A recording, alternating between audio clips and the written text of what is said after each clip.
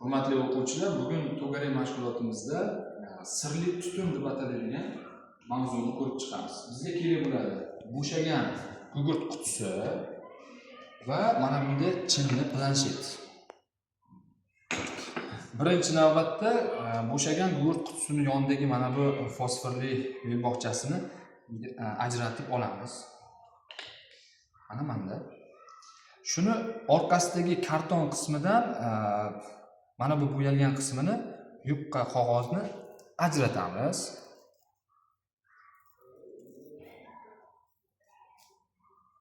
Yetarli bizga.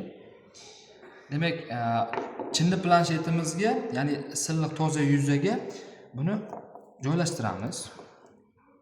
Shu yuzaga moslab, agar sizda boshqa bir chinni idish tekis yuza bo'ladigan bo'lsa, ayni muddao va gugurt yordamida uni yoqamiz.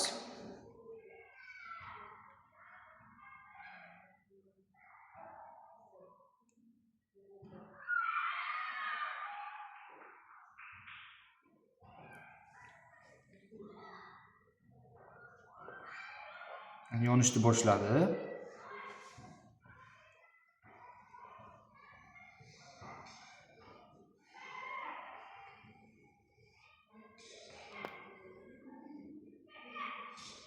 Xullas, qog'ozchamiz yonib tugagandan keyin idish yuzasida qoldiq qoladi, shira. Mana shu moddani olib barmoqlarimizda ishqalab ko'ramiz.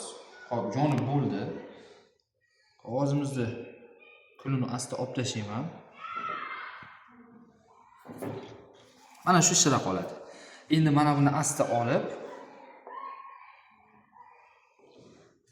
qani ishqalab ko'ramiz.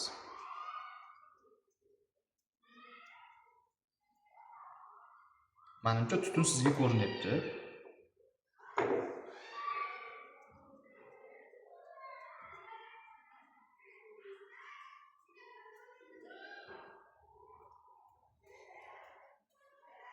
Albatta, olov bilan ishlaganda texnika xavfsizligi qoidalariga rioya qilish talab etiladi.